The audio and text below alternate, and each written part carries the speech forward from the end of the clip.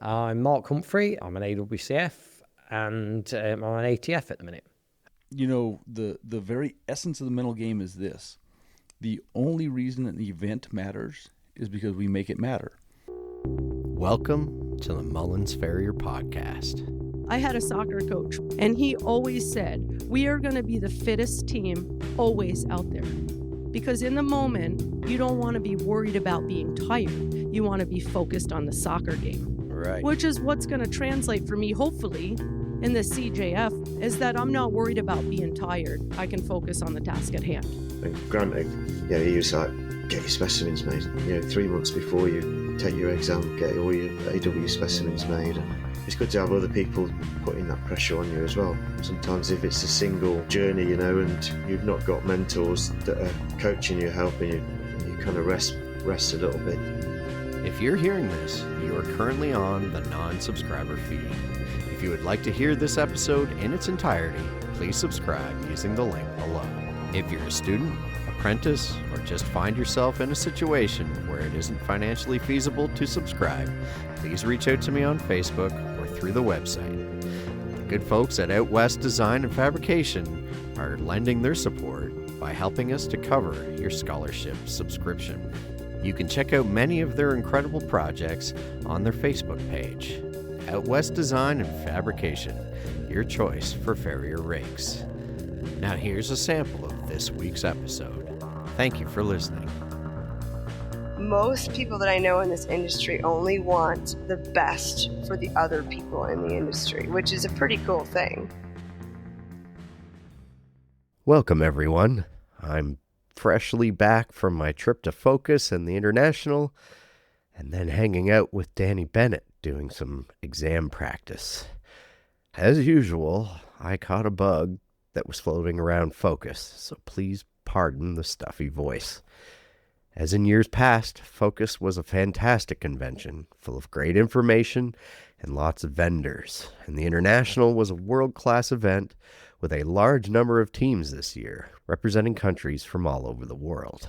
As this was my 4th year attending, it was like coming back to my farrier home, with so many familiar faces and new ones as well. I would encourage everyone to save the dates for next year and make the trip, September 26th and 27th, 2026. You won't be disappointed.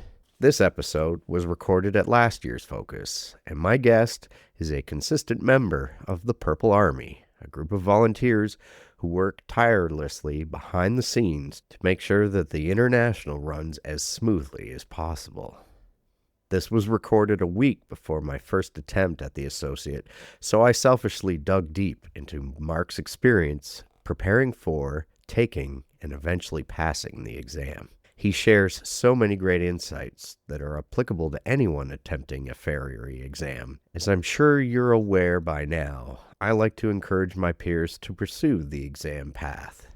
This episode may just be the nudge that you needed to take the next step and sign up for one. Thoughtful, humble, and brutally honest, Mark did an amazing job on this one. I hope you enjoy the conversation as much as I did. Okay. And where do you work out of? I'm just south of Nottingham, Okay. a place called Bunny. Bonnie? Yeah, as in Bugs Bunny. Okay. Really? Yeah, Bunny. Bunny. Okay. Yeah. Really? Yep. Well, it's funny because in Canada, or especially Ontario, all the towns are named after towns in England, it seems. But I have not run across to Bunny, Ontario yet. I've been to Orangeville. Yeah, that's where I live really close Yeah. to there. Yeah. We did jousting there. Oh, really? Yeah, Okay. At the fairgrounds, Yeah. probably. Oh, okay. we did, yeah. Yeah. So I live probably 10 minutes from there. Yeah. They smashed a car up in a car park of a pub for a promo video, yeah.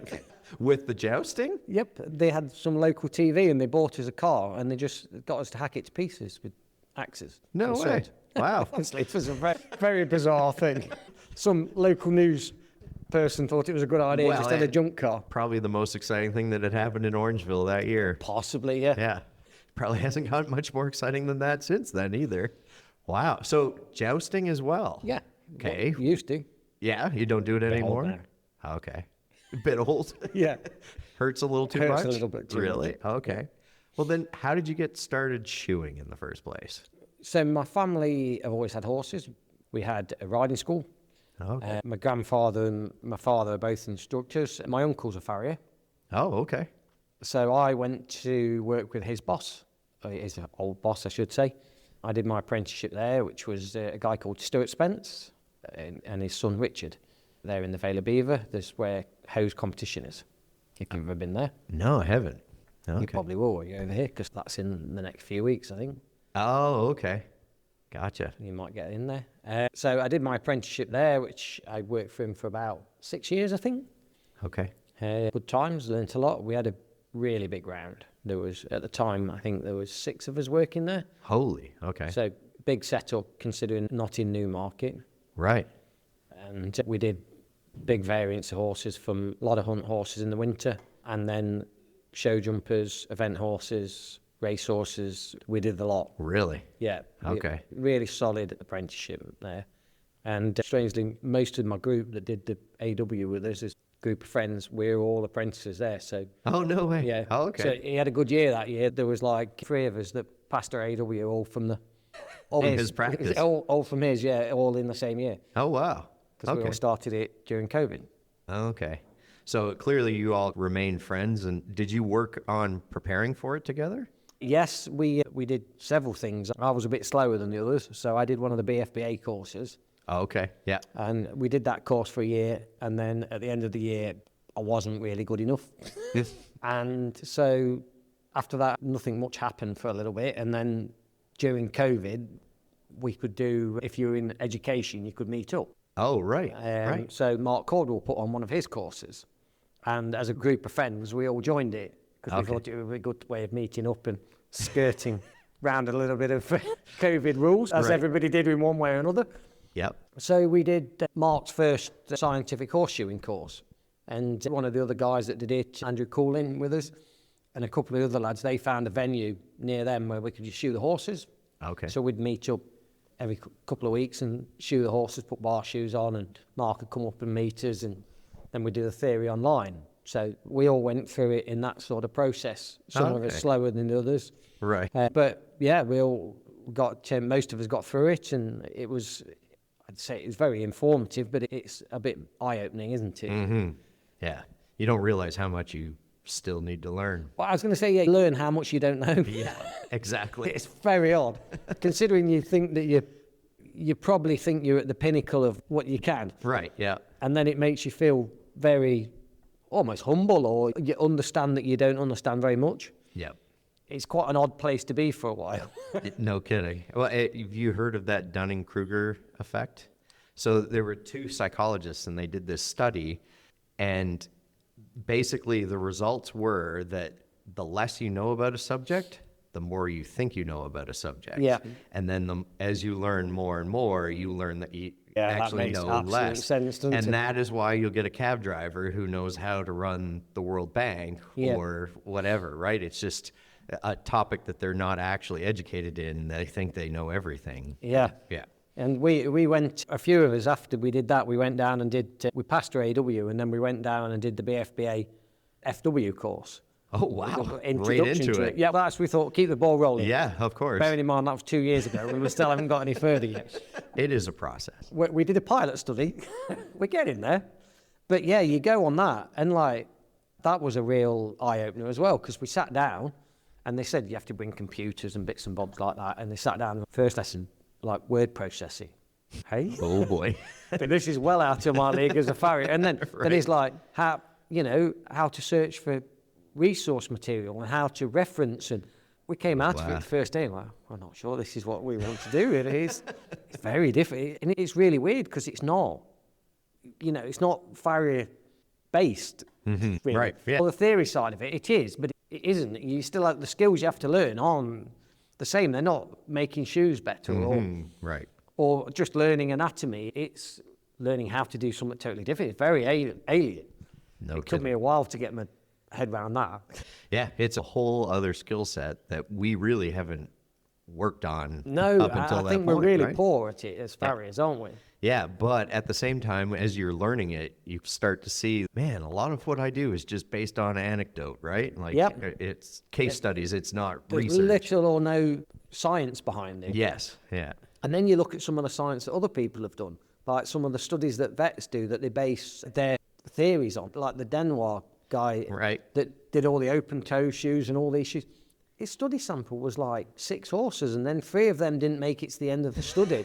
You're like, Yeah. and he's come up with a whole theory from that we all like blah, blah, blah, blah Right. about and Yeah. say how good it is, and you look at it and it's terrible. And you think, I could have wrote that over a weekend.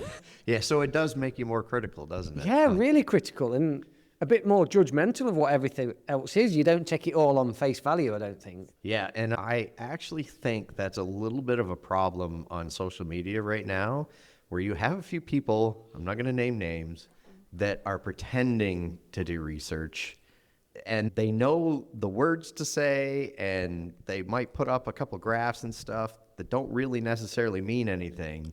And in the end, it doesn't actually back up, or it's not a sufficient study, but because they made it look the part, it's believable. And Yeah. especially, maybe not even farriers, but especially clientele will see that and then just run with it. Then you get the, well, I saw this on the internet and I was wondering if we shouldn't be doing that for my horse. I think there's a lot of people who know just the surface, how to put the sheen on to make it look like it's actually scientific. It's all window dressing, isn't it? Yeah, that's the word I was looking But for. it's sensationalizing stuff as well, isn't it? Because social media thrives on people selecting things that grab their attention.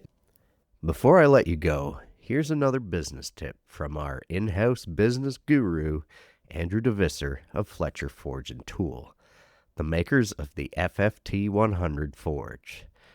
The well-built beast of a forge that I've been using for about 4 years now. My own business advice to you would be to make the FFT 100 your next forge. Its durability will pay dividends for years to come. And now here's Andrew. Hi there, everyone. This is Andrew DeVisser from Fletcher Forge and Tool here with your business tip of the day. Today I want to talk about a simple fact, but a fact that can still be lost on many of us. The fact that at the end of the day, every business is about people. We can learn, we can study, we can practice forging, we can master each tool we use, and we can understand the intricate inner workings of the financial sides of our businesses. But if we don't know how to talk to and deal with people, we will be very ineffective in running a business. People skills come more naturally to some than to others, but like any other skill, they can be learned and improved. If there's a farrier who you know is a master at interacting with people in a meaningful way, take note next time you're with them. Note how they communicate with their clients about the shoeing and answer questions they have. Notice how their clients feel heard and aren't left with unanswered questions. Note also how they will still, without compromising reasonable communication, set healthy boundaries with clients who would like to take over their lives sometimes. Improving your people skills is a long-term game that can change your business in great ways, both for you and for your clients. That's it for today. Thanks for listening, everyone. If you would like to hear this episode in its entirety, please subscribe using the link in the show notes. Thank you for listening.